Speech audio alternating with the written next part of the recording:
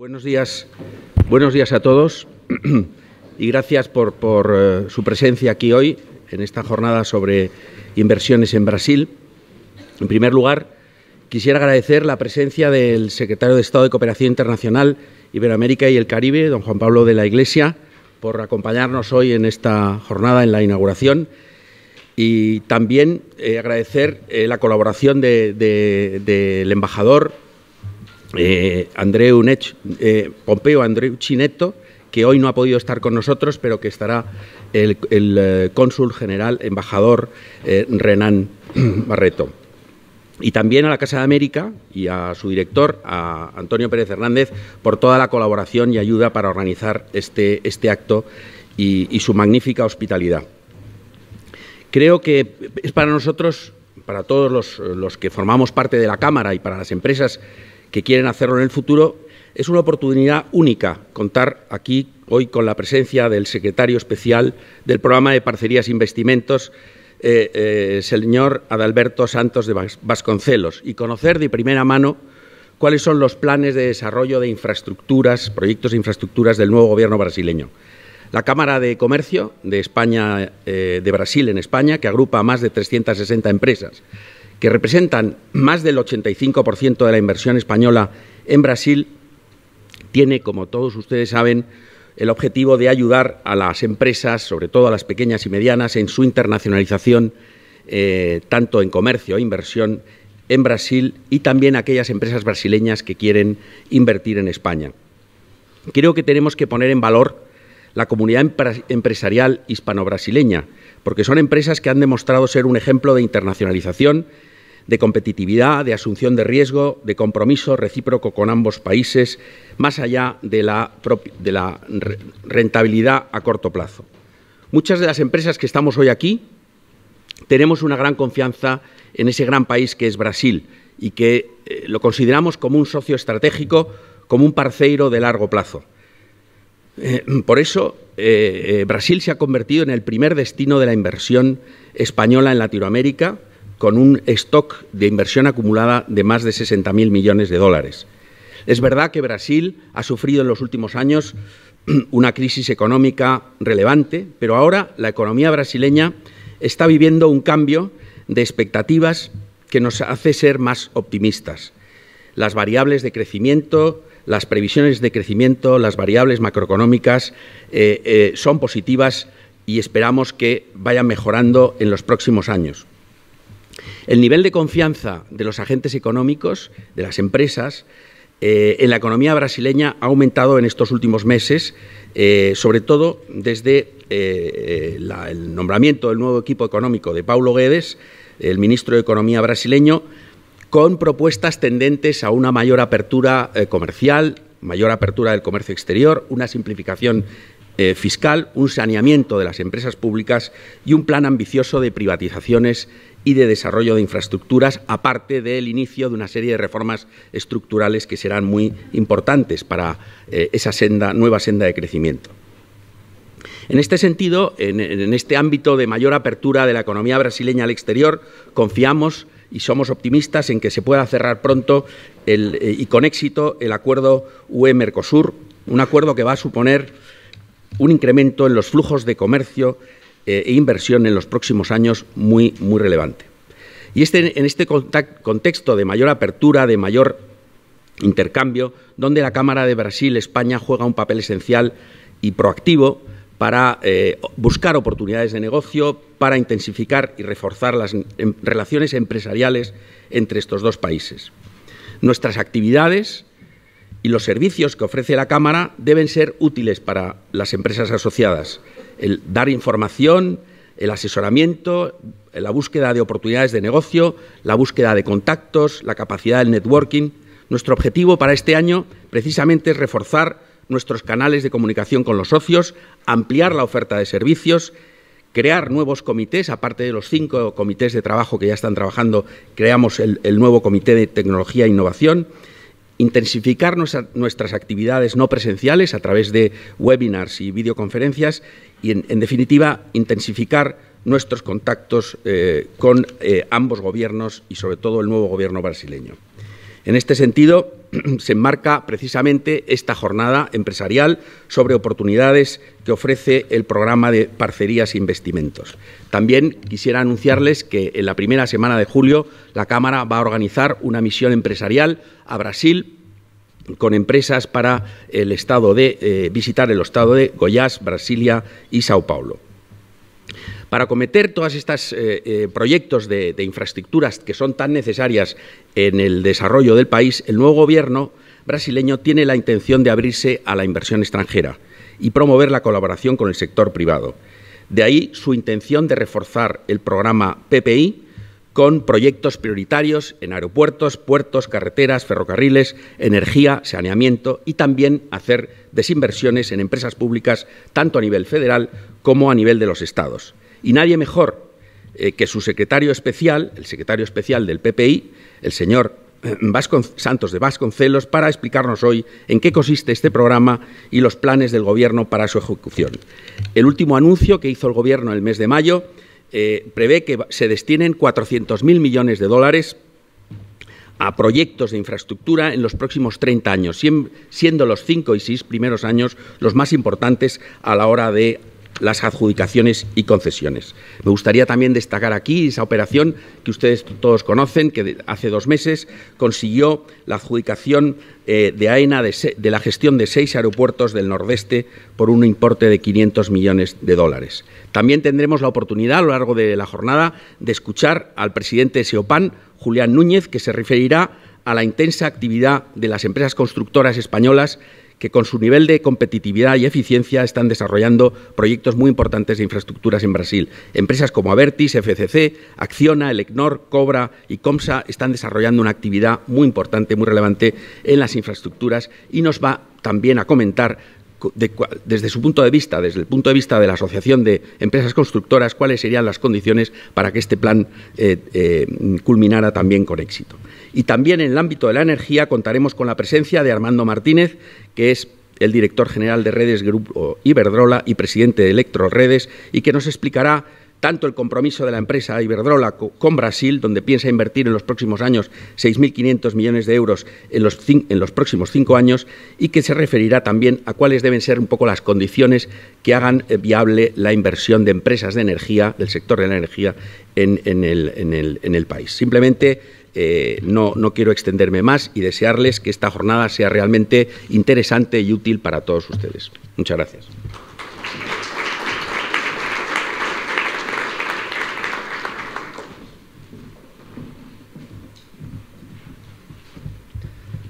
Buenos días. Quiero decir apenas algunas palabras. Soy cónsul general de Brasil aquí en Madrid. El embajador Pompeo Andreucci me pidió que dijera algunas palabras de bienvenida y no puedo estar más satisfecho con eso porque me siento muy feliz como brasileño y representante del gobierno, no solamente de la presencia de ustedes, del apoyo de la Cámara de Comercio Brasil-España, que es una gran cámara muy activa, y sobre todo en virtud de las inversiones españolas en Brasil, que hacen de España creo que el segundo país más grande en inversiones en Brasil, de un lado, y por otro lado también mi alegría de que podemos estar aquí recibiendo a nuestro secretario especial de Parcerías de Investimiento, Adalberto Vasconcelos, y su equipo, que nos va a brindar con un tema de gran relevancia, porque de hecho, como dijo el presidente de la Cámara de Comercio Brasil-España, José Gasset, las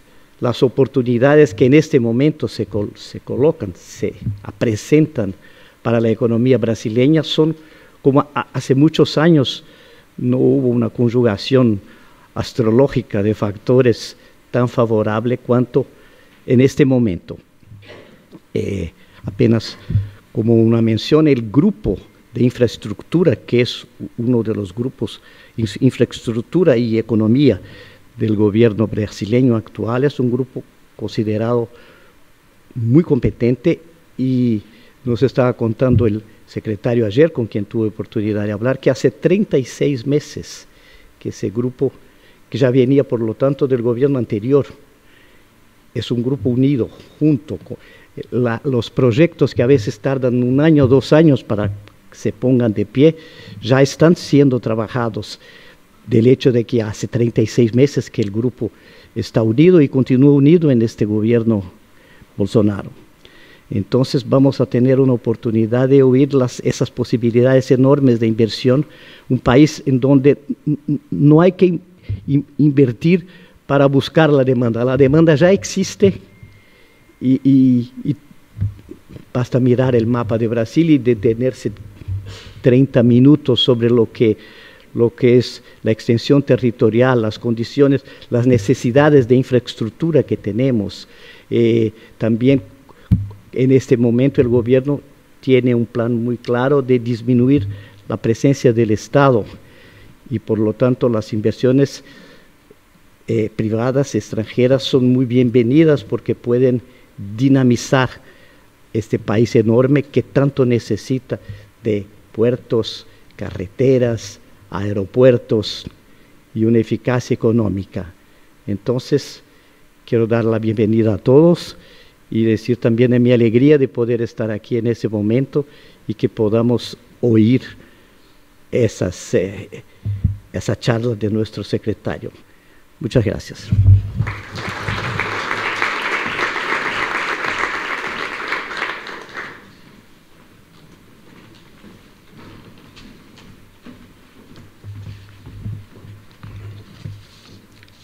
Muy buenos días a todos. Señor secretario especial de la Secretaría del Programa de Parcerías e Inversiones, señor cónsul de Brasil, mis saludos al señor embajador, querido Antonio, director de Casa de España, señor José Gasset, presidente de la Cámara de Comercio Brasil-España, queridas amigas y amigos todos, créanme que es un verdadero placer acompañarles hoy en la inauguración de esta interesante jornada para hablar de un país amigo, un país cercano, con el que mantenemos magníficas relaciones en todos los terrenos. Somos países hermanos que compartimos raíces, defendemos los mismos valores y principios y tenemos intereses comunes que desarrollar. Un país que el pasado 1 de enero asistió a la toma de posesión del nuevo presidente, el presidente Jair Bolsonaro, que llega con una ambiciosa agenda de reformas estructurales que van desde la lucha contra la corrupción y el crimen organizado a la reestructuración del gasto público, con el único y principal objetivo de permitir un crecimiento más sostenible. Aquí toca hablar de economía, pero permítanme que dé unas pinceladas, por lo menos, de esa superestructura política que acompaña a las relaciones entre nuestros dos países. España y Brasil mantenemos una relación que hemos calificado de mutuo acuerdo de estratégica desde 2003, que firmamos el Plan de Asociación Estratégica y que luego ha sido renovado y actualizado sucesivamente en Brasilia en 2005 y en Madrid en 2012, otra vez en Brasilia en 2018. Una asociación estratégica, por consiguiente, que va adaptándose a las necesidades cambiantes de nuestros países y del entorno global. Institucionalmente, esta alianza estratégica se articula en una de los conjuntos de instituciones bilaterales más sólidos y más amplios que tenemos con todos los países con quien mantenemos este tipo de relación estratégica. Hay comisiones mixtas en todos los temas de las políticas públicas que nos interesan: comercio, inversión, educación, defensa, industria, interior, asuntos consulares. Y hay también otros elementos que marcan la calidad de esta relación. Permítame subrayar solamente tres. El primero, que es el país donde el Instituto Cervantes, ese buque insignia de la cultura y la lengua española, dispone de un mayor despliegue. Lo que quiere decir de que la lengua, nuestras lenguas portugués y español, no solamente tienen buena salud, sino que hay un progresivo interés por conocer los otros, la lengua de los unos y viceversa. Tiene, como digo, el mayor despliegue de toda su red exterior. Brasil es un país solidario. Lo ha demostrado con sus políticas interiores, pero también lo demuestra con su política exterior. Brasil y España cooperamos en esa fórmula novedosa, pero que hoy ya es parte muy importante de nuestra acción solidaria, que es la cooperación triangular. Trabajamos juntos en terceros países. Y nos preocupamos también juntos, y este es el tercer elemento que quería subrayar, por la paz y la seguridad mundiales. Ambos países participamos en operaciones de mantenimiento de la paz de Naciones Unidas y hoy estamos juntos en la operación que hay en el Líbano. En definitiva, una relación, como veis, más amplia, más profunda, que compartimentada, o que si viéramos por separado cada una de ellas, y de la que, por supuesto, las relaciones económicas forman una parte fundamental, son una columna vertebral que ayuda a sustentar este entramado estratégico. Como ha recordado José hace un momento,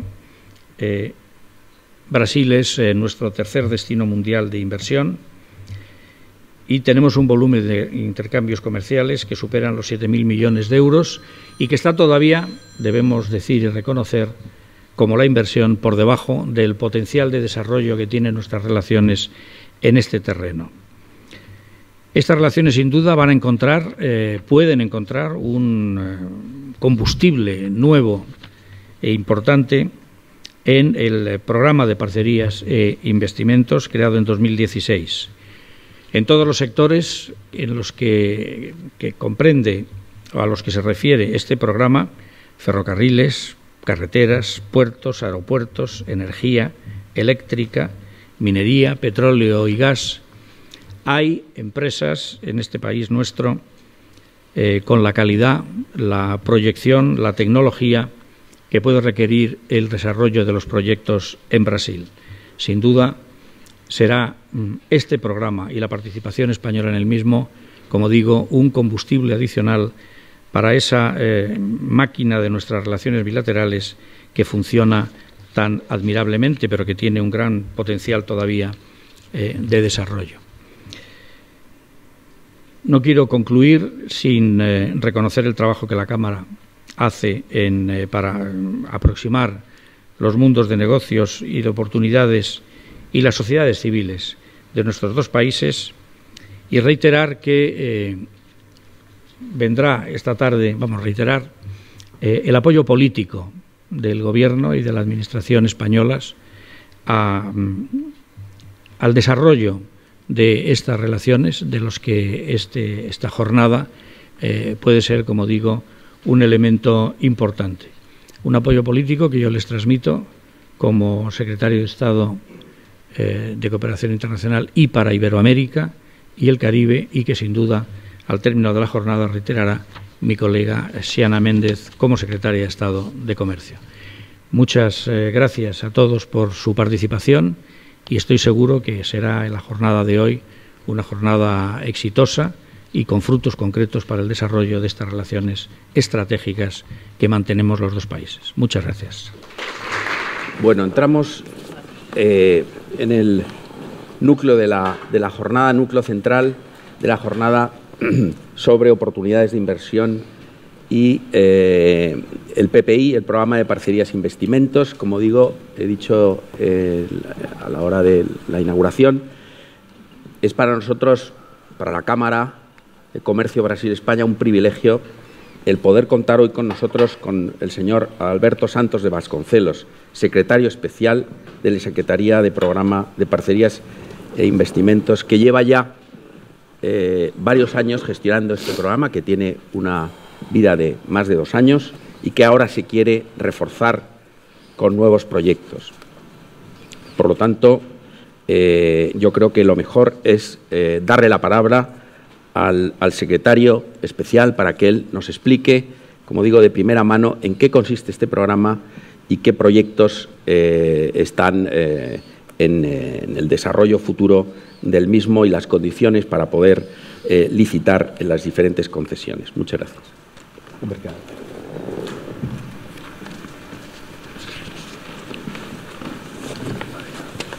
Eu prefiro falar em pé, eu fico mais confortável.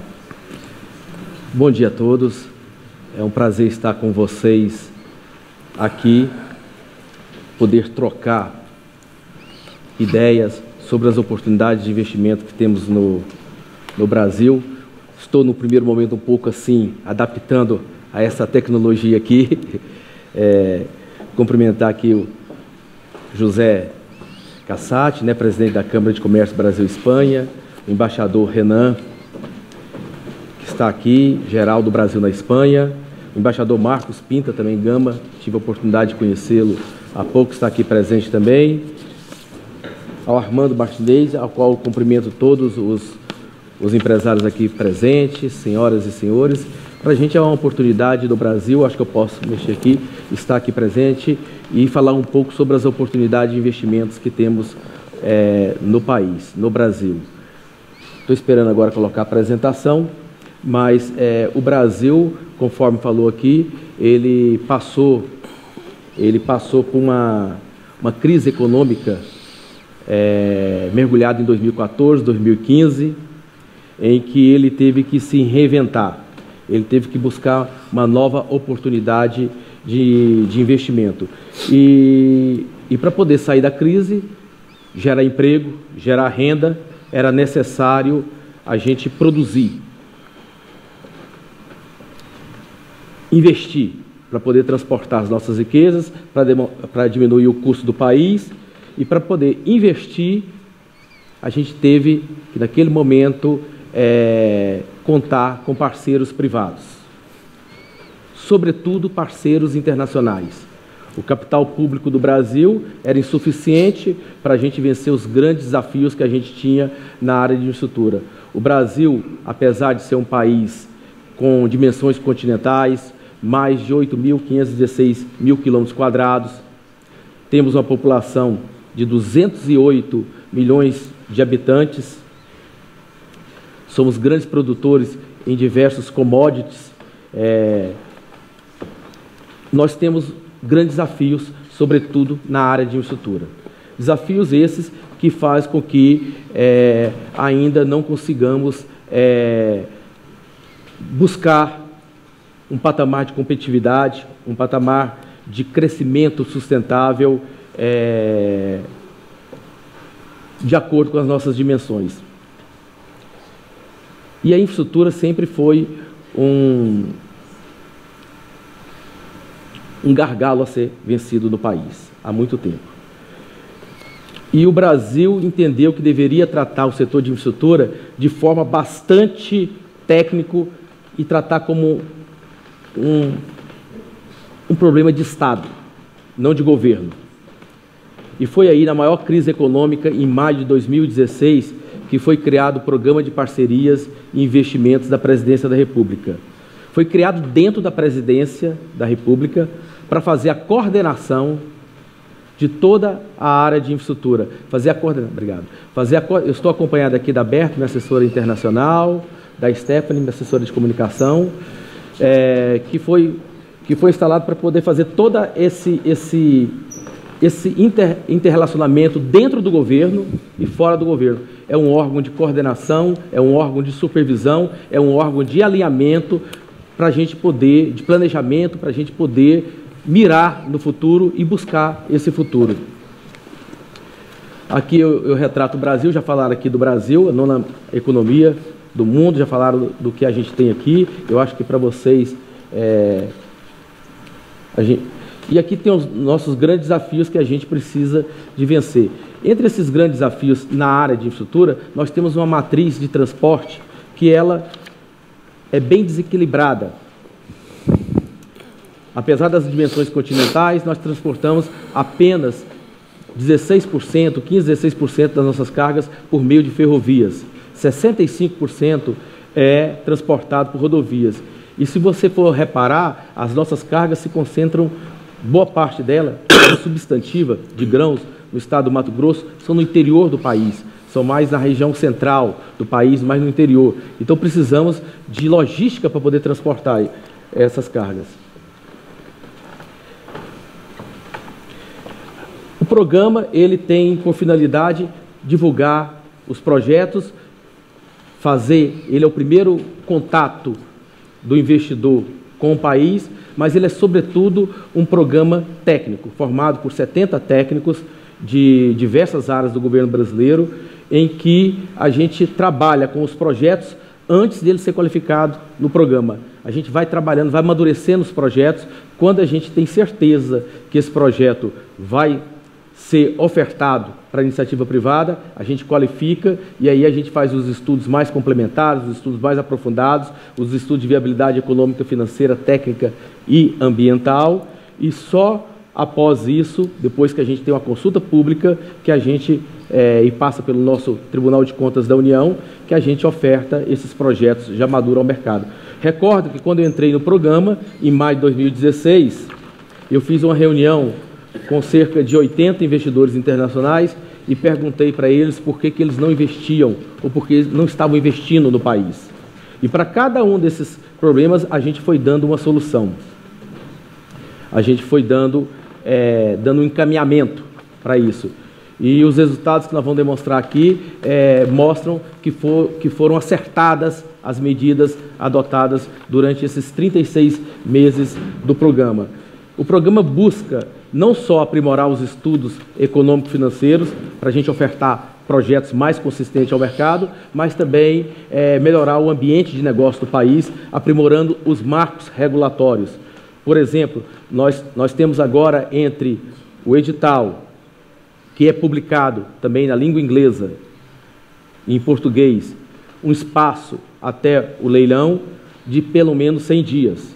Isso faz com que você aprimore, amplie a competitividade e permita que os investidores possam melhor analisar as nossas oportunidades de investimentos. Tivemos também algumas medidas que foram fundamentais para poder atrair o investidor privado. O investidor estrangeiro, antes, para investir no Brasil, precisaria associar a uma empresa nacional. Era uma lei de 1976, a gente acabou com isso. Hoje, o empresário ganha uma concessão, monta sua SPE com capital só próprio, capital estrangeiro. Tivemos uma série de medidas que fizeram com que a gente pudesse alcançar, durante esses 36 meses, um resultado expressivo e que pudesse dar continuidade a esse programa. Comentei com vocês que era um programa de Estado. Por que é um programa de Estado, um programa técnico, formado por técnicos? Eu, por exemplo, que estou à frente do programa desde o início, eu sou auditor do Tribunal de Contas da União, da principal corte, onde sempre trabalhei na área de infraestrutura e durante mais de 20 anos fiquei apontando o que deveria ser para aprimorar o setor de infraestrutura para a gente poder ter um crescimento sustentável e competitivo do país. E em diversas oportunidades fui chamado e aceitei o convite do presidente anterior para esse grande desafio, desde que a gente montasse um grupo técnico e tivesse liberdade para a gente desenvolver projetos e não tivesse pressa. Recordo que quando eu cheguei lá, eu virei para o então ministro e falei assim: vamos um pouco caminhar devagar nesse início, porque vamos correr lá na frente. E corremos e tivemos continuidade. O programa ele tem como a cabeça, como a parte maior, um conselho, o Conselho do PPI. E é um conselho de alto nível, porque é um conselho onde participa o presidente da República.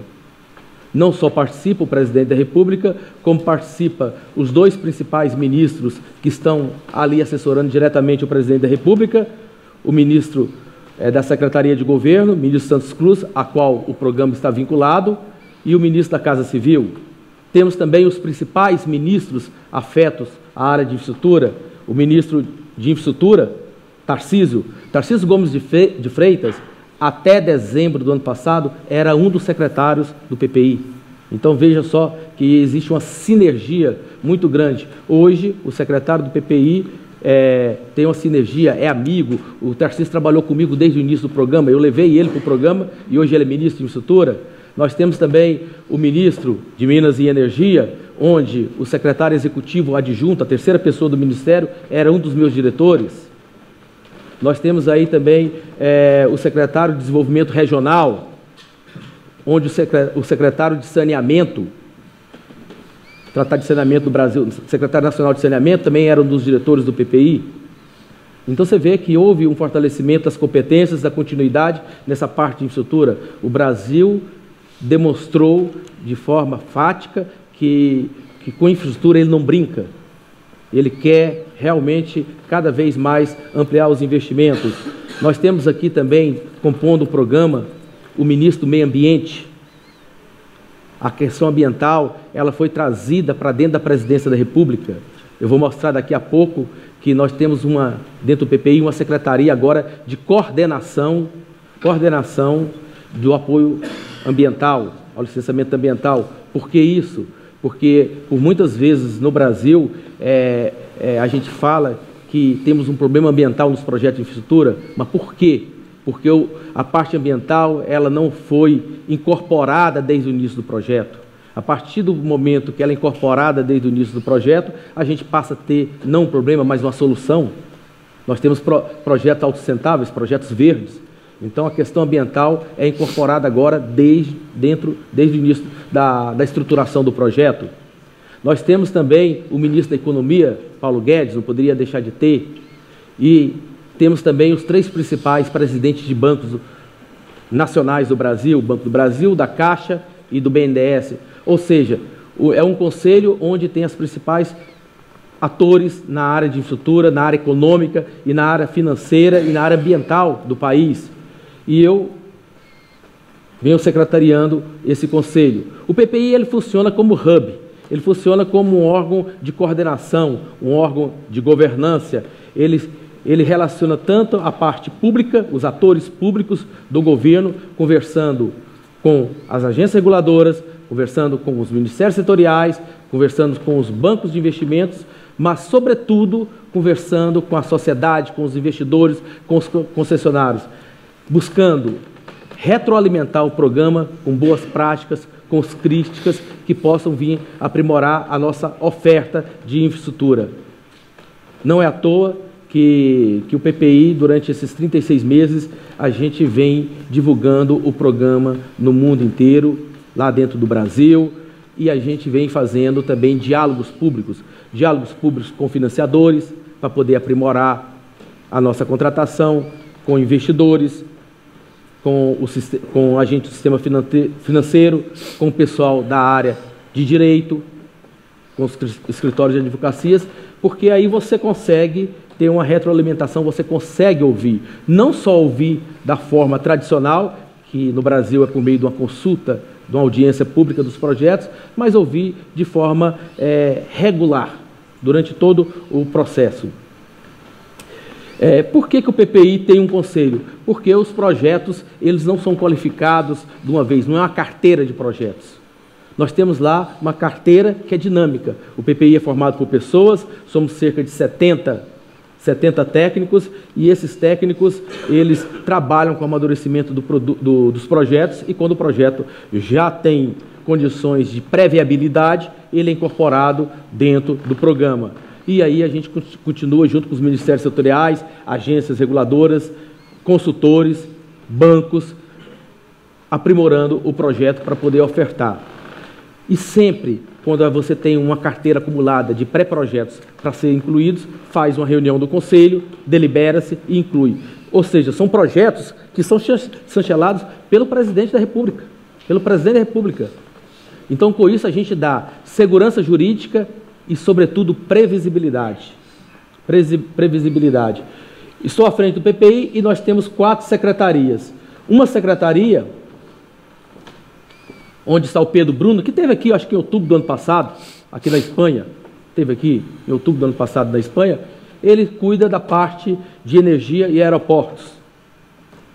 Energia, óleo e gás, linha de transmissão, geração, energias sustentáveis, eólica, solar, biomassa, fica com Pedro Bruno e a parte de aeroportos que nós estamos avançando bastante.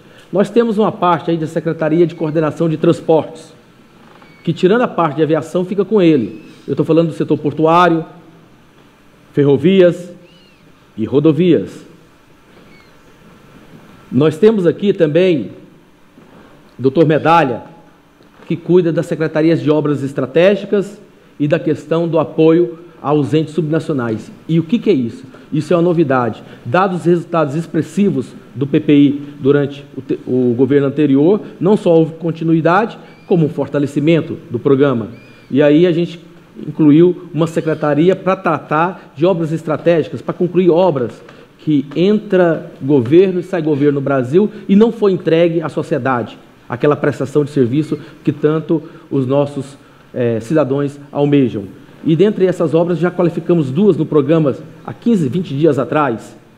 Qualificamos aí a transposição do Rio São Francisco para poder entregar e qualificamos também Angra 3, que é uma usina nuclear e que a gente vai dar uma solução, vai buscar um parceiro privado para concluir esse empreendimento. E também temos aqui, ele cuida do apoio a entes subnacionais. No Brasil nós temos uma federação, os estados têm, na parte de saneamento, por exemplo, tem suas empresas de saneamentos e a gente não pode incluir um projeto do estado dentro do PPI, porque é um projeto, o PPI trabalha de projetos de âmbitos federais, projetos maiores. Mas precisamos gerar renda, precisamos gerar emprego. Nós estamos lá no Brasil com um nível de desempregados muito grande, 13 milhões de desempregados. Precisamos gerar renda e emprego para poder vencer esse grande desafio. E para vencer esse grande desafio, resolvemos qualificar políticas de apoio a entes subnacionais, estruturando projetos, fazendo estudos de viabilidades econômico-financeiras de projetos, dando financiamento para estados e municípios poderem se desenvolver com mais rapidamente. E aí uma oportunidade de negócio que eu sei que é bastante interessante são a parte nossa de saneamento. Nós vamos privatizar empresas de saneamento estaduais e vamos fazer concessões da área de saneamento e tratamento de resíduos sólidos, iluminação pública. Então, essas políticas já foram qualificadas no programa. E, por fim, nós temos uma secretaria ali de apoio ao licenciamento ambiental, liderada pela doutora Rose, que ela já foi uma das pessoas mais, ocupou o cargo no IBAMA, que é o nosso Instituto de Meio Ambiente, que dá esses licenciamentos ambientais. E ela veio compor agora, como secretária do PPI, para ajudar a incorporar as questões do licenciamento ambiental desde o início da estruturação do projeto, para a gente fazer projetos cada vez sustentáveis, mais sustentáveis, sustentáveis ambientais. Eu falei para vocês, nesses 36 meses, nós qualificamos, incluindo a reunião que tivemos cerca de 20 dias atrás, que foram incluídos 59 novos empreendimentos, já qualificamos 248 empreendimentos em todos os setores. 248 empreendimentos em todos os setores. E aqui, nós já entregamos, assinamos contratos com a iniciativa privada, nesses 36 meses, de 147 empreendimentos. 147 empreendimentos em 36 meses é mais do que foi feito no país nos últimos 14, 15 anos. E por que foi feito isso? Porque, conforme eu falei para vocês, o setor de infraestrutura foi tratado como setor estratégico, um órgão de Estado. São estudos que são bem elaborados, cada vez mais com a colaboração de todos vocês que já estão investindo no Brasil, que vão investir no Brasil e que vão dar esse retorno para a gente poder aprimorar esse portfólio. Foram 260 bilhões de reais arrecadados em valores de investimentos. E como que vai se dar esses investimentos? É claro que esses investimentos não vão acontecer imediatamente. Eles estão previstos para acontecer durante os 25, 30 anos do prazo de concessão, mas 80% desses investimentos ocorrem nos 5 primeiros anos.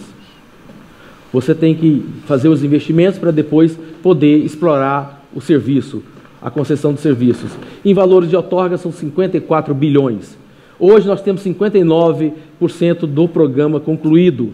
Esse daí é uma coisa que para mim não importa muito, porque se eu tivesse feito essa apresentação 20 dias atrás, nós estaríamos com 77%. Nós incluímos 59 novos projetos, então você diminui a porcentagem. Mas é importante a gente trazer esses dados. E esses projetos que já foram concluídos são em diversos setores. Foram 94 no setor de energia, incluindo geração, transmissão e distribuição. Foram uma concessão de rodovias, nós vamos soltar bastante agora, uma ferrovia, foram 16 concessões de infraestrutura aeroportuárias, nós temos 27 portos, olhe só, a última concessão antes do PPI no sistema portuário foi em 2014, nós tínhamos cerca aí de 26, 27 meses que não tinham uma concessão na área de portos, nós já entregamos 27. Óleo e gás, a área do pré-sal, que é uma riqueza imensa do Brasil, estava desde 2013 sem ter uma licitação. Nós já fizemos 7 rodadas de licitação, tanto dentro da área do pré-sal, como fora da área do pré-sal. E tivemos privatizações também. Qual que é a notícia boa? A notícia boa é que, a par daqueles 147 projetos, nós já temos na carteira agora 101 projetos. E logo vamos ter mais. Nós temos 101 oportunidades de investimentos. Nós temos 11 oportunidades de investimentos que diz respeito a ferrovias, sendo que teremos 2 delas já com previsão de serem ofertadas ao mercado ainda este ano 2019. Eu vou especificar mais adiante quais são essas 2. Nós temos aqui 22 aeroportos que serão concedidos em 3 blocos, com distribuição bastante significativa do Brasil. Nós temos aí 17 empreendimentos na área de concessões de rodovias. E vejam só que desses 17 empreendimentos, 2 deles dizem respeito a mais de um empreendimento.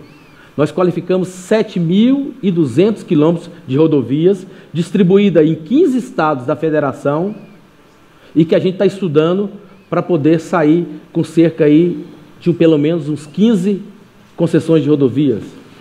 Nós pegamos um estado brasileiro que é bastante rico, principalmente na parte de grãos, que é o estado do Paraná, onde ele tinha 3 rodovias federais que estavam sendo exploradas. A gente está reestruturando isso, agora o contrato vence em 2021, nós estamos reestruturando isso para poder ofertar novamente a iniciativa privada, que deve ser mais ou menos 5 lotes.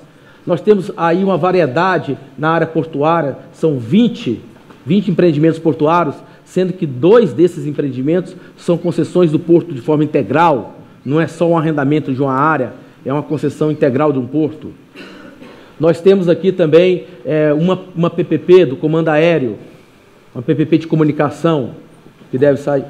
Nós temos aqui privatizações, temos no setor de energia mais 16 empreendimentos, sendo que desses 16 empreendimentos de energia, alguns deles vão acontecer esse ano. A cessão onerosa, que é o excedente da Petrobras de óleo e gás, da cessão onerosa, vai ser leiloada esse ano. Nós estamos falando aí no maior leilão de óleo e gás que está agendado no mundo. Nós temos aí outro leilão de óleo e gás na região do pré-sal, a 6ª rodada. Nós temos a 16ª rodada de concessão na área de óleo e gás. Nós temos aí, de forma regular, que a gente vem fazendo todo ano, concessões de linha de transmissão. Nós vamos ter de 13 a 15 lotes de linha de transmissão agora no 2º semestre desse ano sendo concedido. E mais ainda, nós colocamos dentro da carteira do PPI, já agora, as energias novas. O que é essas energias novas? São energia solar, eólica, de biomassa, hidrelétricas, energias que o investidor vai ganhar esse projeto e vai ter que fornecer essa energia para ser ofertada à sociedade daqui a 6 anos, a menos 6, ou daqui a 4 anos, a menos 4. Então a gente pegou. Então o Brasil está trabalhando com planejamento de forma sistemática na área de energia, e esse planejamento a gente colocou na área de logística. Nós temos aqui também outras privatizações. Eu peguei desses 260 bilhões de investimentos que foram acordados, que foram assinados com o país nesses 36 meses, 82% desses investimentos, 86% desses investimentos tiveram de forma isolada ou em conjunto com a empresa nacional a participação de investidores internacionais. Ou seja, nós tivemos aqui, e a Espanha tem uma participação bastante significativa nesse portfólio e que a gente esperamos muito fortemente que seja ampliada essa parceria, até porque Brasil e Espanha são países irmãos, são países que têm uma sinergia muito boa, são países que podem avançar de forma mútua muito rapidamente. E aqui aqui é só para poder colocar algumas das participações dos investidores espanhóis lá no Brasil, no programa de parceria, e aí a gente pode destacar aí as rodadas de petróleo, onde a Repsol já participou, já logrou êxito na 14ª e na 15ª rodada de concessão de óleo e gás, na segunda rodada do pré-sal. Nós tivemos aí também nas linhas de transmissões, a Elétrica que destaca bastante aqui, e também tivemos aqui agora mais recentemente a oportunidade, eu estava lá, eu bati o martelo, eu estava lá na hora da entrevista, onde a ENA ganhou aeroportos nosso lá na quinta rodada.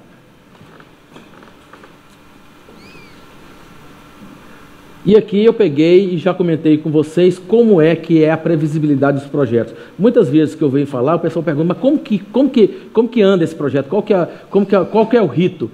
O primeiro rito, e aqui tem o programa de parcerias aqui em cima, o primeiro rito é você trabalhar. Os meus técnicos lá do PPI trabalham com as agências reguladoras, com os ministérios setoriais, Ministério de Infraestrutura, Ministério de Energia, já prospectando investimentos dentro de um planejamento, para dar previsibilidade. Quando esse investimento faz sentido, quando já tem um estudo de pré-viabilidade, qualifica esses investimentos dentro do programa e aí passa a ser supervisionado, passa a ser coordenado pelo programa de parcerias de investimento, junto com os ministérios setoriais, junto com as agências reguladoras, até que você tenha a consulta pública, onde você dá oportunidade à sociedade de forma estruturada, se manifestar sobre o projeto, trazer colaborações e aperfeiçoar todo o projeto. Posteriormente, o projeto é aprovado, tem que ser submetido à nossa Corte de Contas, ao Tribunal de Contas da União, que ele analisa toda a consistência técnica, econômica, financeira, a regularidade, a legalidade, ou seja, o projeto que é ofertado a vocês, ele tem um selo do tribunal, ele tem um selo de um controle externo que faz um acompanhamento de forma concomitante do projeto e, por fim, você tem o edital de licitação divulgado e depois você tem um prazo esse que gira em torno de 100 dias para que tenhamos ofertas que vocês possam estudar bem os projetos e que possam ofertar um lance e levar o projeto e assina do contrato. Mas mais do que isso, o PPI faz esse acompanhamento aqui e tem feito no pós-contrato, no pós-venda. A gente vem acompanhando. Às vezes o investidor ganha aquele projeto e muitas vezes ele ficava na mão, ele não tinha em quem recorrer, quer dizer, você ia lá, agora não, tem um PPI. Então pode recorrer, é parte de licenciamento ambiental, é parte de desapropriação, é qualquer relacionamento, recorre ao PPI, que a gente faz essa interlocução e que a gente procura resolver da melhor forma possível eventuais problemas que possam vir a ocorrer. E aqui eu vou passar para vocês, só a título assim, depois a gente vai deixar aqui essa apresentação, só alguns dos projetos que estão na carteira, alguns principais. Aqui eu pego a parte de ferrovias, e a parte de ferrovias, eu vou destacar duas ferrovias que são bastante estruturantes. Essa ferrovia aqui é a Ferrogrão, ela liga Sinop, no Mato Grosso, ao Porto de Miritituba, é uma saída para o Arco Norte. Hoje a gente produz aqui, o maior produtor de grãos no Brasil está nessa área aqui. Há um crescimento de 8 a 10% a produção de grãos nessa área. Então essa ferrovia aí é bastante importante e vai a leilão esse ano. Essa ferrovia é uma ferrovia Greenfield. É uma ferrovia que tem uma oportunidade muito interessante de investimento. Por quê? Porque ela já, se ela quiser, se o consórcio quiser, já tem 5 trades, produtores de grãos, que querem participar. Você já tem uma demanda cativa. Então, é uma ferrovia que você faz, que você já tem por onde escoar as cartas. Você já tem toda uma infraestrutura lá em Miritituba, uma infraestrutura portuária, armazéns já prontos, já recebendo, e hoje essa carga se desloca por uma rodovia de pista simples, a rodovia 163. E uma rodovia que faltam ainda, nós estamos terminando este ano, 52 quilômetros para ser asfaltada. Por mais que a gente asfalte essa rodovia, essas cargas é inerente do sistema ferroviário. Nós temos também aqui uma outra ferrovia que vai sair este ano, que é uma ferrovia aqui, que chama Ferrovia de Integração Leste-Oeste, a FIOL, que liga aqui essa região Ilhéus até uma região central da Bahia, Caetité, onde você tem uma mina da Bamin. Mas não só, a gente vai estender isso até Bom Jesus da Lapa, onde tem o Rio São Francisco e onde tem a maior ponte ferroviária lá no nosso país. Estando lá, o investidor vai poder captar cargas de grãos, além das cargas minerárias, cargas de grãos da região do Brasil que mais tem crescido, mais do que o Mato Grosso. Lá tem crescido, que é a região denominada Matopiba, tem crescido cerca de 13% a 15% ao ano. Você vai poder captar carga aqui do oeste da Bahia e do norte de Minas Gerais, que vão poder descer e captar ali. Então são empreendimentos ferroviários bastante interessantes e que merecem a atenção de vocês para poder estudar. São empreendimentos ferroviários, um greenfield, um que está começando do zero, não tem nada construído, e no caso da FIOL, que tem 72% da obra já pronta, até Caetité. E de Caetité até Bom Jesus da Lapa, ainda falta todinho para construir. Então são oportunidades tanto para operadores, montar consórcios com construtores. Aqui eu peguei e especifiquei, já falei para vocês aqui da Ferrogrão, e aqui eu já falei também da FIOL. E temos a FICO aqui, que é uma rodovia que também vai pegar uma outra parte do Mato Grosso e vai interligar com a nossa outra ferrovia que foi licitada este ano, que é a Ferrovia Norte-Sul, até Campinorte. Na parte de rodovias, olha só o mapa de oferta de rodovias que nós temos no país. Bem poluído o mapa. São diversos empreendimentos. Nós temos aqui diversas concessões, as que serão licitadas imediatamente, que serão licitadas agora no terceiro trimestre deste ano, é a ferrovia que liga aqui Jataí a Uberlândia, a 364, a 365, essa ferrovia aqui, e a 101 Santa Catarina. Essas duas rodovias serão licitadas este ano. Já estão aqui no pipeline nosso, já estão bem estruturadas, inclusive já passou por parte do controle externo. E tivemos diversos empreendimentos. Esses empreendimentos aqui são rodovias do estado do Paraná, que eu falei para vocês, que foram qualificados e que vão ser estudados, bem como vários outros trechos aqui. E temos trechos de rodovias que já foram incluídas, que já estão aí adiante para poder ser ofertado ao mercado. E temos também uma rodovia, aquela que eu mencionei para vocês, a 163, que nós vamos fazer uma concessão só de 10 anos, só para manutenção até a ferrovia, a Ferrogrão, ficar pronta, né? Então, aqui tem essas rodovias, já comentei com vocês, vai ficar a apresentação aqui.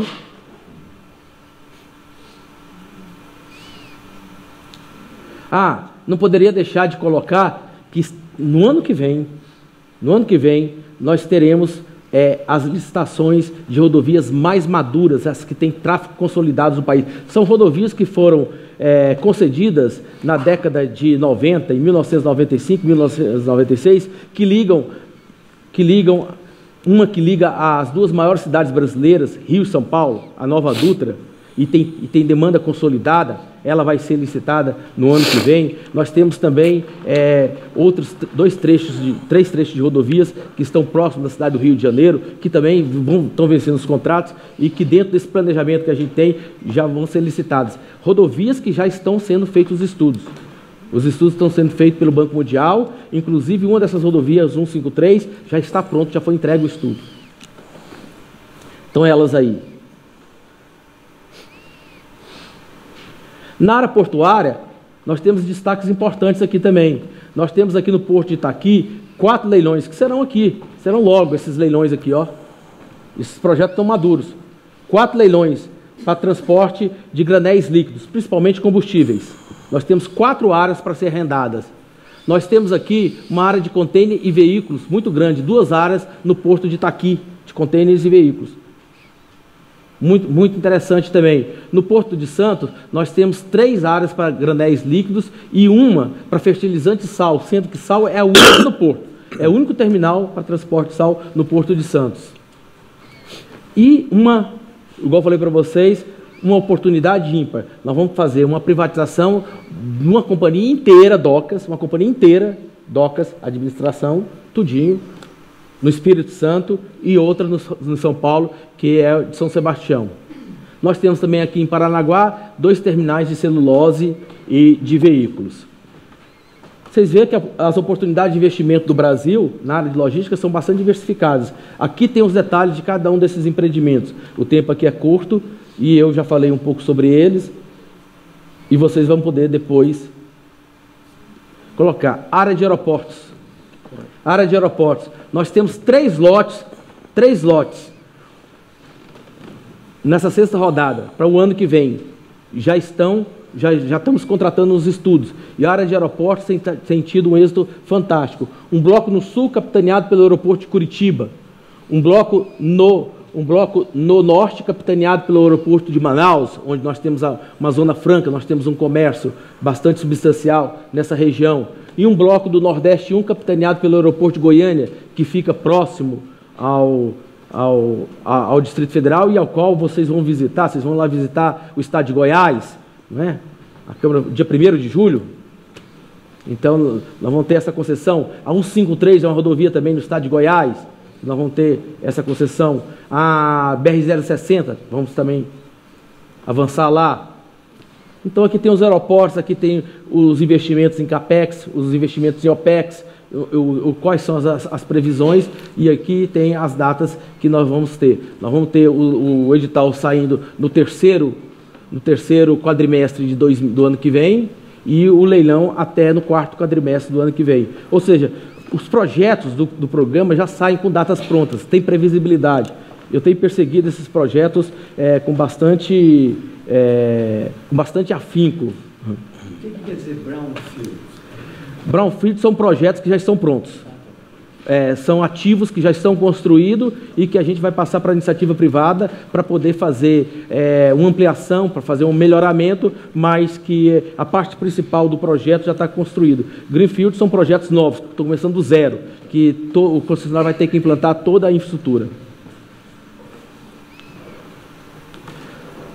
Importante a gente colocar também é que na parte do transporte metropolitano de trens, não é metrô, transporte metropolitano de trens no Brasil, nós vamos também fazer as privatizações das companhias atreladas aos contratos de concessões. São transportes urbanos, metropolitanos, que estão na região de Belo Horizonte, Minas Gerais, Recife, no estado de Pernambuco, onde a AENA logrou êxito, é o principal aeroporto que a AENA logrou êxito, João Pessoa, Maceió, Natal. Então, são empreendimentos muito importantes. Assim também, aqui tem um desenho desses empreendimentos. Assim também como nós vamos também fazer a privatização dos trens urbanos no estado do Rio Grande do Sul, lá em Porto Alegre, que tem essa linha bastante interessante. São privatizações, são ativos já prontos. Brownfields, ativos que vão ser concedidos pela iniciativa privada para que elas possam operar eles e possam fazer também um aumento de capacidade, possam fazer investimentos também, arrecadando receitas. Na parte de óleo e gás, olha como o programa é bastante diversificado. Hoje, o PPI concentra todos os setores. Se você chamar o ministro de infraestrutura, ele vai falar aqui sobre os projetos de logística. Se você chamar o ministro do MDR, do Ministério do Desenvolvimento Regional nosso, ele vai falar de saneamento, de iluminação pública. Se você chamar o ministro de Minas e Energia, ele vai falar de óleo e gás. E o PPI fala de tudo, porque todos esses projetos estão na carteira do PPI. Nós vamos ter aqui o excedente da seção onerosa que eu falei para vocês. Faltam 2 minutos, eu estou terminando. Aqui nós temos aqui a parte de óleo e gás. E na parte de óleo e gás, esse aqui é um grande destaque, vai ser o maior leilão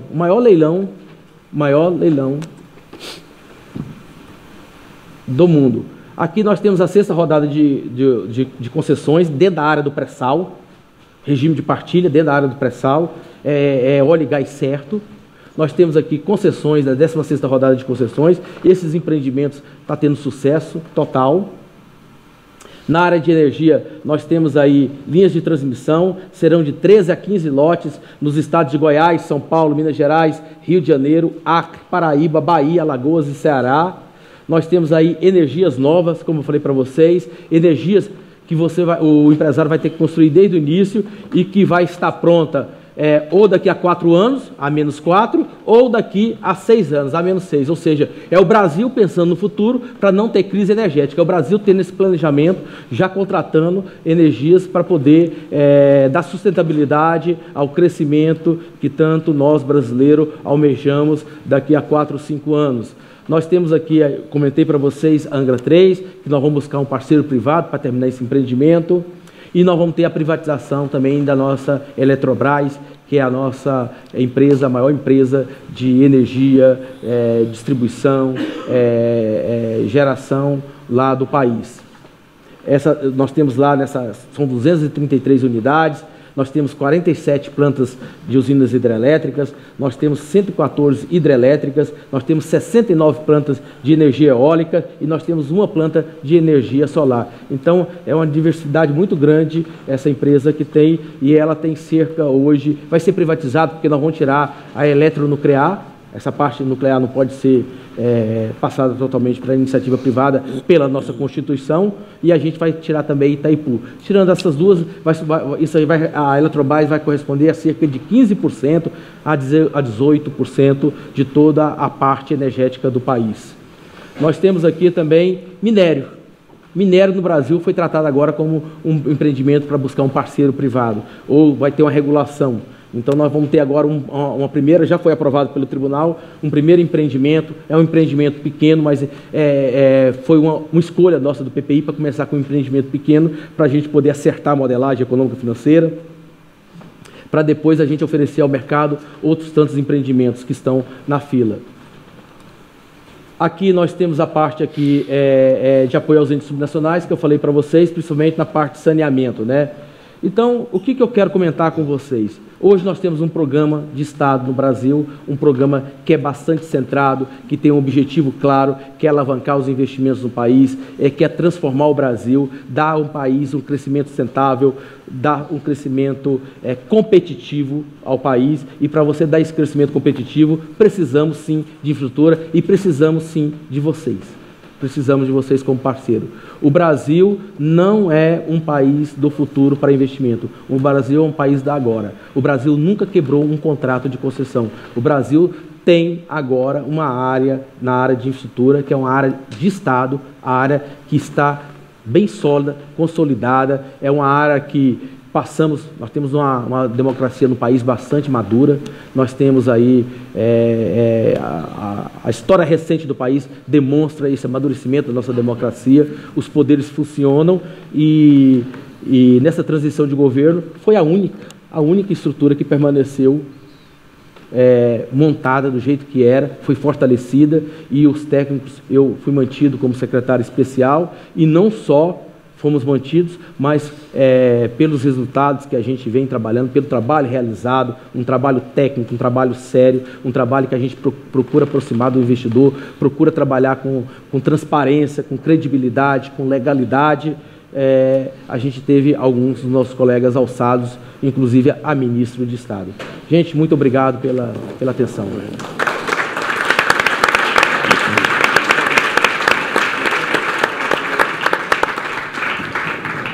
Muchísimas gracias, secretario, por su magnífica, completa y interesante exposición que después, por supuesto, estará a disposición de todos ustedes esta presentación. Yo creo que hay 3 conclusiones. Brasil no es un país, es un continente. Hay una gran voluntad del Gobierno, voluntad política del Gobierno para desarrollar las infraestructuras que son necesarias. y hay muchas oportunidades, creo yo, para las empresas que quieran participar en este programa de infraestructura, o sea que hay que aprovecharlas, creo que y es el mejor momento para estar ahí, ¿no? Yo creo que el coloquio lo vamos a hacer después. Las preguntas que quieran hacer al secretario especial tienen en sus asientos unas notas para hacer incluso preguntas por escrito, si no lo quieren hacer a mano alzada.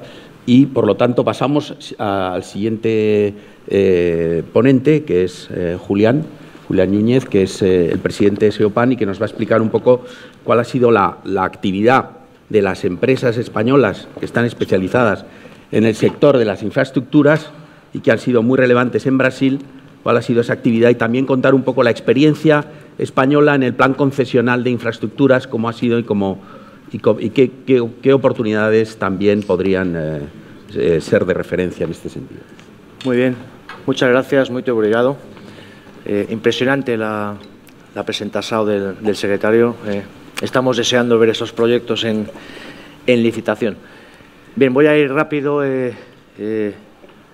Voy a falar en castellano, señor secretario, aunque trabajé 5 años en Portugal y me lembro un bocadillo del portugués, mas lo haré en castellano. Y está también parte en inglés. Bien, muy rápidamente, esto no sale bien. Bueno, como introducción al panorama global de las infraestructuras en el mundo, según McKinsey, para poder atender el crecimiento de nuestro planeta hay que invertir 3,3 trillones de dólares cada año hasta 2030. Y para poder conseguir este objetivo, la colaboración público-privada es una parte fundamental. En todo el mundo, el gasto social cada vez pesa más, vamos a tener una población más envejecida. El 65% de la población vivirá en las grandes ciudades en 2050. Tenemos también el gran reto del agua, del que se habla poco en todo el mundo, ¿no?, pero que va a suponer junto un desafío agroalimentario enorme, ¿no? La capacidad de carne, generación de grano y agua va a ser uno de los grandes retos que tenemos, pero en esta primera lámina simplemente quería destacar que, según McKinsey, el nivel de inversión que el mundo necesita va a requerir necesariamente de la colaboración público-privada. Las grandes cifras, yo no sé por qué se ve así, pero bueno. Las grandes cifras del panorama mundial de infraestructuras nos llevan a lo contrario de lo que indica el sentido común. Los 10 países... ¡Ay, perfecto! Gracias. Los 10 países que más están invirtiendo en el mundo en infraestructuras estratégicas son los más avanzados. Es lo contrario al sentido común. Estados Unidos, Reino Unido, Australia, Japón, Indonesia, Canadá son los países con mayor número de proyectos estratégicos en desarrollo, ¿no? 460.000 millones de dólares configuran las 100 mayores infraestructuras que se están ahora mismo realizando en el mundo, y en esta lámina simplemente destacar que el mundo más desarrollado es el que más está apostando en las infraestructuras, algo que nos debe hacer reflexionar a todos. Sin duda, estoy convencido que Brasil aparecerá en este listado en breve plazo por la cantidad de proyectos que hay. Y otro dato significativo es que de los 10 mayores proyectos del mundo de inversión, casi la mitad son infraestructuras de alta velocidad ferroviaria.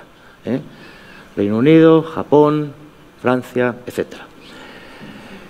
Algunos factores, aquí simplemente quiero... Bueno, nosotros hicimos un estudio en España sobre las ineficiencias del desarrollo de los CPP en nuestro país, y simplemente quería destacar algunas de estas ineficiencias que detectamos en nuestro país y algunas propuestas, ¿no?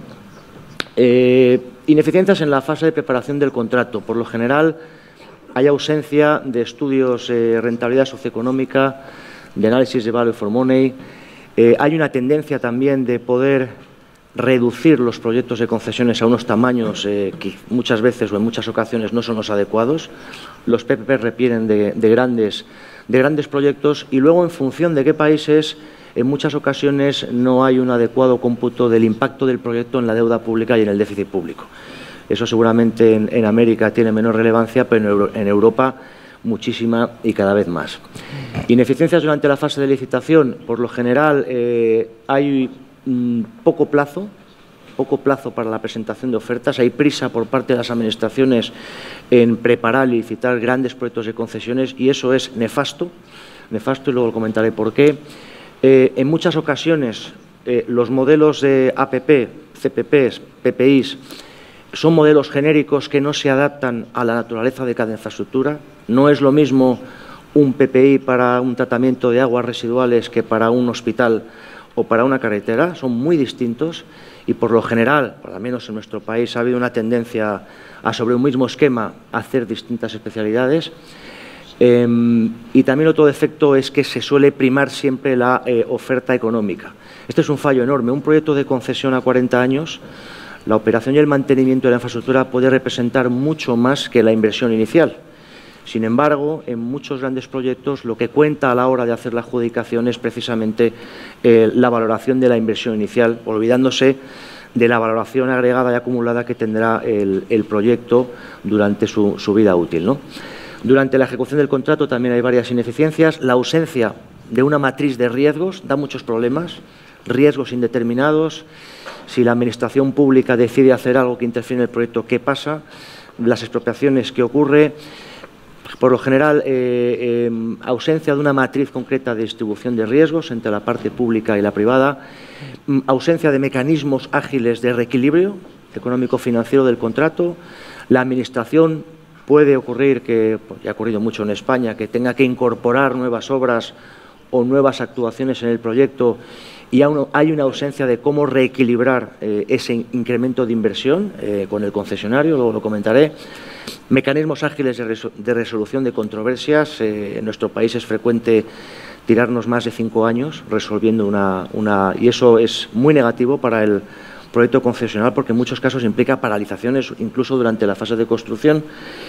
Y una cuestión también habitual por parte de la Administración, si el proyecto no está bien hecho y faltan actuaciones, es muy corriente que esas actuaciones se incorporen durante la ejecución del contrato y eso genera muchos problemas. Para empezar a abrir el cierre financiero, todo eso al final son problemas y cuestiones que en muchos casos pueden terminar con la viabilidad del proyecto, ¿no? Y luego también una cuestión importante que hay que preverla es la terminación anticipada de los contratos.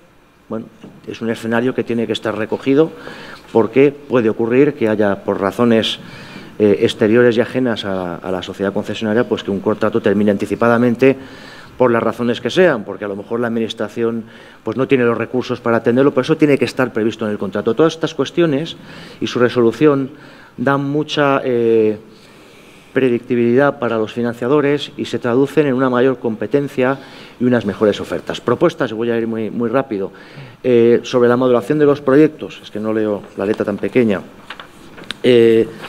perdonadme. Bueno, sobre la modulación de los proyectos, nosotros consideramos que como mínimo un proyecto antes de ser licitado tiene que tener un plazo de análisis de unos 9 meses, es decir, de ser contrastado, de consulta pública, de remisión de observaciones. Es muy interesante que el sector privado opine antes de su licitación definitiva. Eso no se suele hacer y en muchas ocasiones evitaría grandes problemas. Los análisis coste-beneficio son fundamentales, no tanto para el concesionario, pero sí para la sociedad civil. Cada vez más, por esta presión que comentaba al principio de la agenda social de gasto, pues hay que justificar mejor el porqué de la viabilidad de los proyectos. Otra cuestión importante es la asignación de riesgos. Los riesgos tiene que gestionarlos quien mejor los puede gestionar.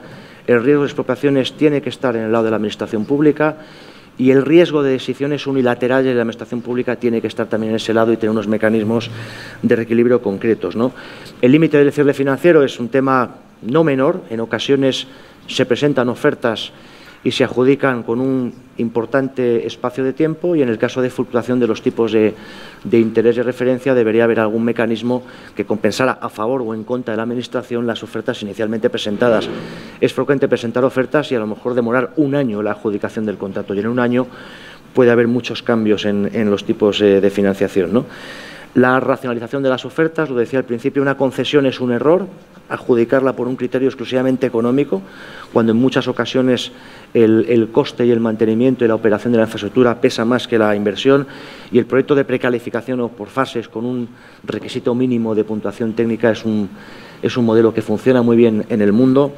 El reequilibrio del contrato por modificaciones del proyecto, es decir, en España hemos sufrido mucho construir una autopista que la Administración incremente un 30% la inversión Y luego, ¿cómo se paga? Se paga con un reequilibrio por plazo, con un reequilibrio por tarifa, que en muchos casos es incapaz de devolver el estado de inversión. Los cambios, en el caso de ocurrir, tienen que o deberían de ser abonados a la compañía fuera del contrato de concesión, por abono directo o por cualquier cuestión, pero que no implique una apertura de las condiciones de financiación, porque eso da muchísimos problemas, ¿no? Los casos tasados de reequilibrio tienen que estar identificados en el contrato. ¿Qué ocurre si A, B, C y D, caso tasado de reequilibrio, y no demorarnos 1 año, 2 años, 3 años discutiendo qué hacemos? ¿Qué ocurre si la obra se incrementa, si hay que expropiar más? Todos esos tasos deberían estar casados no solo en el pliego, sino en el propio contrato, ¿no?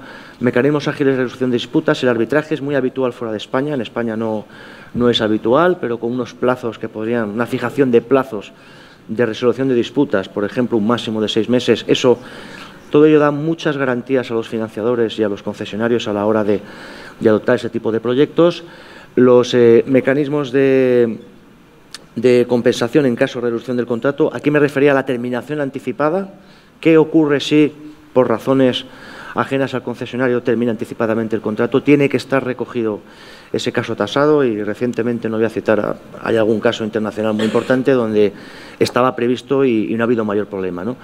Y lo último es una cuestión relativa a España, de la Oficina Nacional de Evaluación, que vendría a ser lo que ha comentado el secretario del Consejo de PPIs, que está constituido en Brasil. En España todavía no se ha publicado en el BOE, pero va a empezar a funcionar la Oficina Nacional de Evaluación, que tiene una misión parecida a la que tiene el Consejo de PPIs. Ya para terminar, bueno, acerca de las empresas españolas, en nuestra organización tenemos 43 empresas que trabajan en 82 países. Los datos de las mayores compañías de infraestructuras españolas: en 2018, una facturación de 70 billones de dólares, 70.000 millones de dólares. Un 75% de esta actividad se realiza fuera de España, y si analizamos solo construcción, el ratio de internalización casi llega al 90%. En términos de construcción, las empresas españolas desarrollan su actividad en un 90% fuera de España. Una cartera de proyectos solo de construcción de 95.000 millones de dólares, casi 400.000 empleados, y con una actividad muy diversificada. No sé dónde está ahí arriba. A ver. Bien. En relación al mundo, ¿cómo se reparte el mercado internacional en el mundo? Destacar el liderazgo de las empresas chinas. China es las compañías de China son las únicas en el mundo que han incrementado en los últimos años su porcentaje en la tarta de la contratación internacional. Han pasado del 14% al 24%, y el resto del mundo, o el resto de las empresas del resto del mundo, en algunos casos, como en Estados Unidos, han reducido; en otros casos, como el nuestro, el español, pues nos hemos mantenido en niveles similares. Fijaros aquí que del porcentaje del mercado internacional, las segundas compañías del mundo, tras las chinas, en el reparto de ese gran mercado internacional, son las empresas españolas, con el 14%. El liderazgo de las empresas chinas o de las compañías chinas se explica básicamente por dos áreas, dos mercados en los que son los absolutos dueños y líderes, como es Asia, con 48.000 millones de dólares de facturación, y África. África es una región monopolio en exclusiva prácticamente de las compañías chinas. Y en relación al caso de España, destacarles cuáles son el reparto de esos 67.000 millones de dólares de facturación por áreas geográficas. El primer mercado es Norteamérica. Esto es una novedad. Hasta hace 3 años no lo era. Sin embargo, hoy en día el primer mercado en contratación es Norteamérica, Estados Unidos y Canadá, porque hay grandes proyectos concesionales y porque hay mucha seguridad jurídica, y es una región muy atractiva para el desarrollo del negocio concesional, ¿no? Norteamérica. Asia es un mercado importante, básicamente por la hegemonía de una gran empresa española, y fundamentalmente por Australia, ¿no? A ver si soy capaz. Aquí está simplemente explicado cómo se reparte la actividad internacional de las compañías españolas. África es residual, lo decía antes, territorio chino. Asia es un territorio muy difícil. Este 24% viene básicamente por Australia y por el gran liderazgo de una gran compañía del grupo ACS. Y Norteamérica, con 20.000 millones de dólares de facturación, pues es el primer mercado por delante, que es lo sorprendente de América del Sur, que ha sido tradicionalmente el primer área de investimento de de las empresas españolas. Dos factores para terminar, dos singularidades de las empresas españolas. La primera es que son las segundas compañías del mundo en actividad internacional, tras las empresas chinas. Si tenemos en cuenta que las compañías chinas son muy particulares, en muchos casos o en la mayoría son compañías públicas, bueno, pues yo me atrevería a decir que somos los líderes globales en cuanto a actividad internacional, más de 83 países, y eso les da una visión muy potente y muy buena sobre distintos modelos, distintas formas de trabajar. Es un gran activo de las empresas españolas. Y el segundo, la segunda característica de las empresas españolas es el liderazgo global en proyectos PPI, en concesiones, ¿no? Las empresas españolas desde el año 1985 participan en proyectos que representan más de 256.000 millones de dólares y somos las primeras del mundo, ¿no? Ahí en la posición 11ª figuraría Acciona, pero bueno, como tenemos el top 10, pues tenemos 4 empresas entre las 10 primeras, 5 entre las 11. Simplemente para terminar, la experiencia de las empresas españolas hacen todo tipo de infraestructuras, energía, telecomunicaciones, ferrocarriles, ciclo integral del agua, aeropuertos, hospitales, equipamiento público, también universidades, tratamiento de residuos y, por supuesto, rodovías, ¿no? Autopistas de peaje. Y aquí tenemos la presencia de dónde están presentes las empresas españolas en concesiones en el mundo. Y para terminar, la presencia en Brasil. En Brasil participamos actualmente en 63 proyectos, 37 en concesión y 26 en construcción. Aquí están destacados los más relevantes, con una inversión total, un investimento total de 9.200 millones de dólares.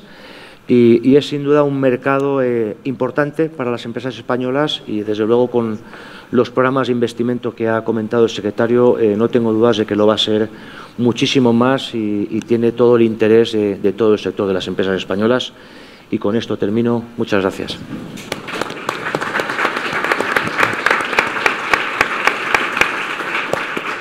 Pues muchísimas gracias, Julián. Y pasamos al último ponente, que es Armando Martínez, que es el director general de negocio de redes del Grupo Iberdrola y presidente de Electroredes, que nos va a comentar un poco la actividad del Grupo Iberdrola en Brasil y las condiciones que se deben exigir para que un programa concesional de nuevas concesiones y nuevas licitaciones en el sector de la energía sea exitoso. Muy bien, buenos días a todos, buenos días, secretario, embajador. Para nosotros es un placer estar aquí con ustedes y, sobre todo, oírle lo que nos ha dicho de la apuesta que está haciendo el país para contar con las empresas privadas para ayudarles al desarrollo del país. Como ha dicho José, yo soy responsable del negocio de redes a nivel del grupo. Iberdrola, muchos de ustedes lo conocen, es una compañía eléctrica que está desde hace 20 años comprometida con las energías limpias y la descarbonización. Llevamos 20 años con esa filosofía que nos ha llevado a ser una de las grandes empresas a nivel mundial. Somos la 4ª empresa a nivel de capitalización bursátil eléctrica del mundo. Somos una empresa, un player a nivel mundial.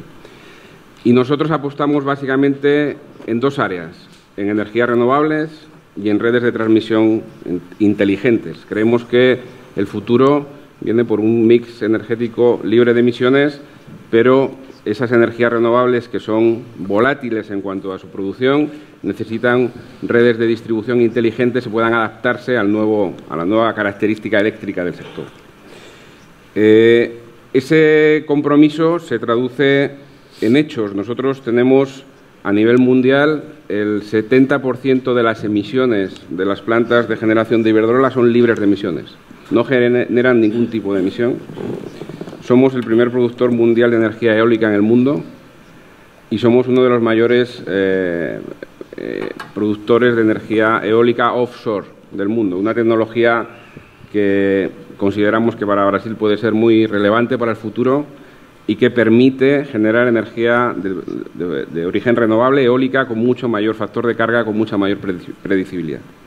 En el tema de redes, tenemos más de 1.200.000 kilómetros de redes inteligentes que las estamos adaptando para, precisamente, absorber toda la energía renovable que viene. Vamos a hablar de Brasil. Nosotros en Brasil utilizamos, llevamos 20 años y la empresa en Brasil es Neoenergia. No es Iberdrola, es Neoenergia. Pero nosotros llevamos apostando en Neoenergia 20 años, donde hemos invertido más de 62.000 millones de reales, donde estamos muy contentos de estar en Brasil y donde una de las fortalezas que hemos visto en el país es precisamente la solidez institucional y la solidez regulatoria. Yo tengo que decir desde el punto de vista del regulador brasileño que de todos los sitios donde estamos, nosotros básicamente estamos en España, en el Reino Unido, en Estados Unidos, en México y en Brasil. El regulador brasileño ha sido el más institucional y el que más nos ha garantizado lo que usted decía antes, la seguridad jurídica y la predecibilidad. Eso es fundamental para poder invertir. Nosotros, las inversiones que tenemos previstas son enormes, nosotros y todas las empresas, y esa seguridad jurídica y esa predecibilidad ha sido una constante en el pasado y esperamos, y oyéndole a usted, parece que cada vez está más reforzado que sea una constante en el futuro. En Brasil, nosotros tenemos presencia en 18 estados, tenemos la concesión de 4 distribuidoras, una en el estado de Sao Paulo, el estado de Bahía completo, que se dice fácil, pero como decía José, país es un continente, el estado de Bahía es como Francia, en Pernambuco, que Pernambuco es como Portugal, y el estado de Mato Grosso do Norte, que es el estado donde está, en Coser. Servimos a casi 30 millones de personas en Brasil y tenemos 600.000 kilómetros de líneas de transmisión. Estamos construyendo 15 parques eólicos y tenemos 17 en explotación. Esperamos tener una capacidad de unos 2.000 megavatios de energía eólica terrestre en los siguientes 2 años. Tenemos 6 centrales hidroeléctricas que ascienden a 3.000 megavatios y el mix de generación en Brasil todavía es más limpio que el que tenemos en el resto del mundo. El 88% de la energía que generamos en el país es libre de emisiones. Estamos participando activamente en las licitaciones de transmisión que usted ha comentado y vamos a participar en las de diciembre. En los últimos 2 años nos hemos adjudicado 10 lotes con un importe superior a los 8.000 millones de reales. Vamos a construir 5.000 kilómetros de líneas y más de 4.000 subestaciones. Todo este panorama, para nosotros Brasil, que es aproximadamente entre el 15 y el 20% de la empresa, es uno de los grandes países de futuro. Y la receta es que el Gobierno continúa haciendo lo que hemos oído hoy: seguridad jurídica, predecibilidad. Todos sabemos que hay una serie de reformas que están en cartera, muy importantes: la reforma del sistema público de pensiones, la reforma fiscal, la agenda liberal, que lo hemos oído hoy. El tema del Gobierno también se comprometió al tema de proyectos y concesiones y ya es un hecho en un muy corto plazo. La apertura comercial, yo creo que también es otra de las asignaturas pendientes de tratados comerciales con otros países. Con todo ello, nosotros tenemos un plan de apostar, de invertir 30.000 millones de reales en los siguientes 5 años. Son 30.000, no 6.000, José, que has dicho tú antes. No, 6.000 en euros. Bueno, 30.000 en reales. Entonces, y creemos decididamente que además el país está yendo por buen camino. En el tema, yo creo que todo el mundo ahora mismo estamos comprometidos con la lucha con el cambio climático. Tenemos 12 años y esto no es un tema de empresas, es un tema de países. Brasil tiene un mix energético muy limpio y creemos que tiene que seguir apostando por las energías renovables, terrestre, por el offshore y por las líneas de transmisión, dándoles inteligencia para poder absorber toda la energía renovable que se va a instalar. Por lo tanto, cuenten con nosotros, señor secretario, y esperamos que todos los proyectos y todos este panorama tan alentador que nos pone sea una realidad. Cuente con nosotros. Muchas gracias.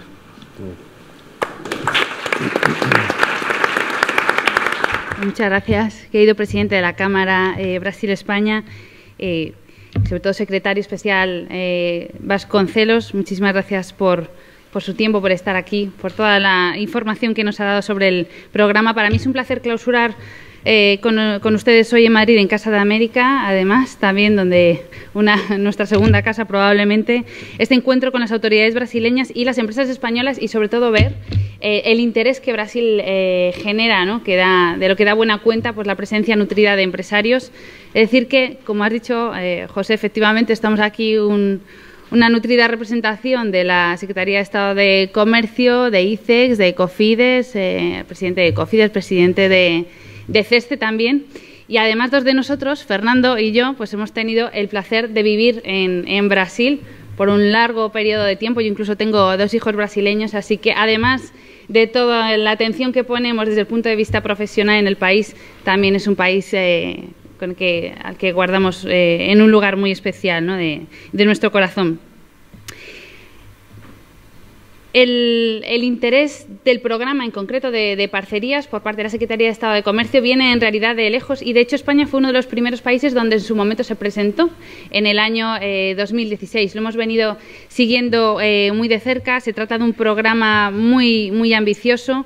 Que en estos 3 años de recorrido ha conseguido nada más y nada menos que cualificar pues, prácticamente 200 proyectos. En las últimas reuniones, ya con el nuevo gobierno brasileño, a principios de 2019, se consiguieron cualificar también otros 60 proyectos, con lo cual es un programa que ha venido funcionando de forma muy dinámica y desde luego para el que mantenemos unas expectativas muy optimistas. Tendríamos que marcar además el interés de las empresas y nuestro interés muy concreto en este programa en un momento en el que las relaciones comerciales, de inversión, también culturales y políticas, por supuesto, con Brasil se encuentran en un momento muy bueno, ¿no?, muy positivo. De hecho, desde la Secretaría de Estado de Comercio, en el plano del comercio y de las inversiones, mantenemos todos nuestros instrumentos con el punto de mira en Brasil como un mercado prioritario, como ciertamente ha dicho el presidente de la Cámara. En concreto, pues Cofides tiene un programa de financiación especial de hasta 35 millones en condiciones especiales abierto para Brasil.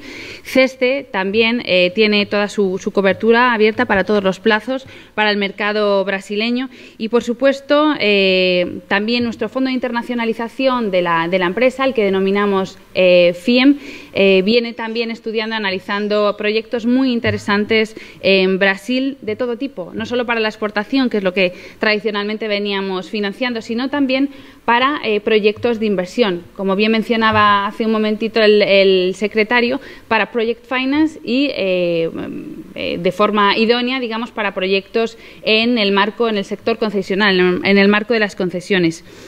Dentro de esta política que pretendemos llevar a cabo con nuestros instrumentos en el mercado brasileño, yo creo que hay un espacio muy interesante de colaboración desde nuestros instrumentos con el sector privado, con el sector bancario privado, pero por supuesto también con los instrumentos de financiación de los que se dota el gobierno brasileño, entre otros el BNDES, para la financiación de proyectos dentro de este programa de parcerías.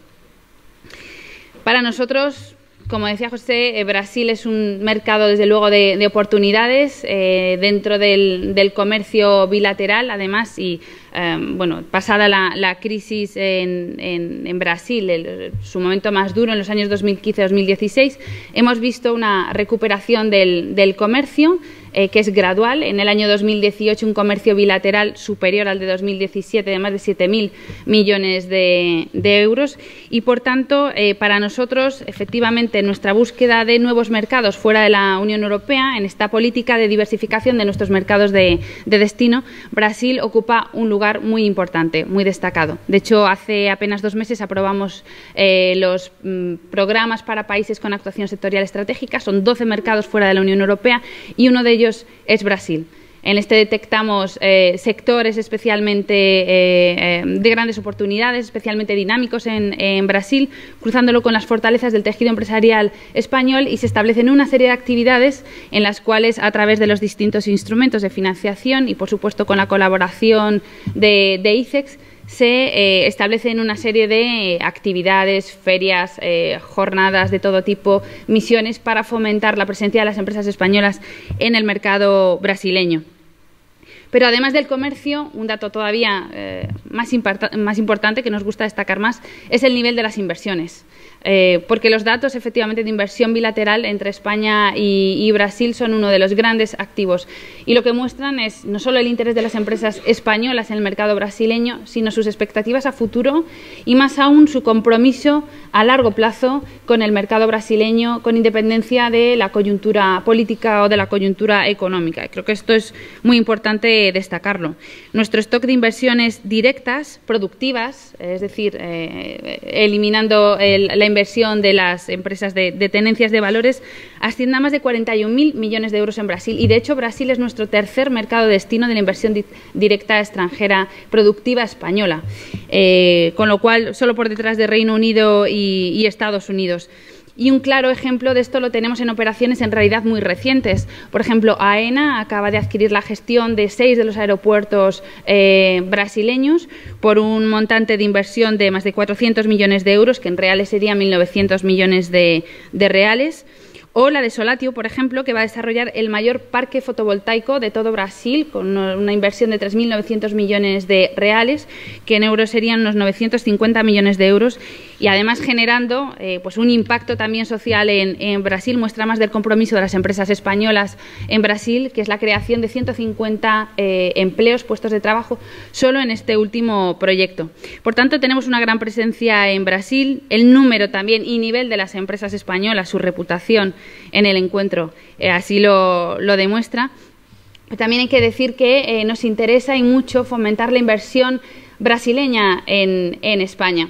La inversión brasileña en España es importante, asciende a unos 4.000 millones de euros, pero lógicamente pensamos que en realidad hay muchísimo margen de mejora de este dato. Bueno, no en vano, España en 2018 se situó pues entre los 5 mayores receptores de inversión directa extranjera a nivel mundial y ofrece desde luego no solo un clima de negocios óptimo en estos momentos, sino un mercado de gran dinamismo, pero además muchísimos factores de atractivo para los inversores extranjeros, factores que son muy relevantes para la competitividad, como el alto grado y nivel de las infraestructuras, fundamentalmente además el talento humano, ¿no? La capacidad y capital humano que existe en España y que hacen que pues año tras año vamos registrando cifras récord de recepción de inversión directa extranjera.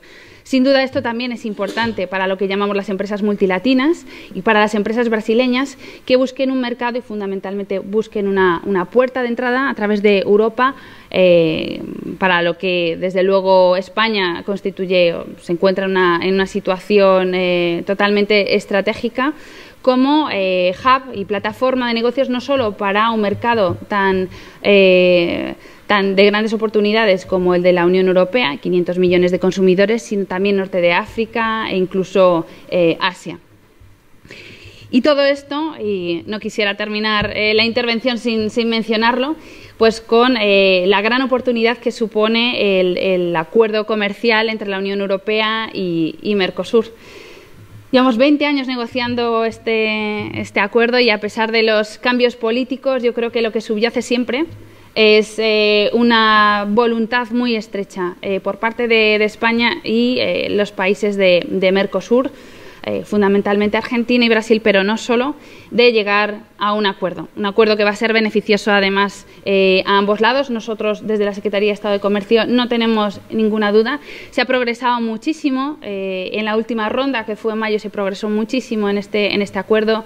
Se cerraron, además gracias a un esfuerzo de voluntad, y aquí tengo que felicitar y agradecer a las autoridades brasileñas, desde luego, sus esfuerzos en las últimas rondas de negociación para acercar posturas. Sector del automóvil, transporte marítimo, el sector del agro, reglas de origen, en fin, todas esas cuestiones que habían quedado más o menos abiertas y que hemos conseguido llegar a un punto realmente donde podemos ser muy, muy optimistas.